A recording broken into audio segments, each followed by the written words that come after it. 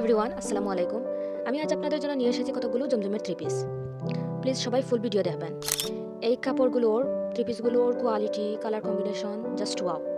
ভিডিওটা দেখলে আপনারা বুঝতে পারবেন এগুলো কেমন দেখতে, এবং এই ড্রেসগুলোর পাশ অনেক বড়।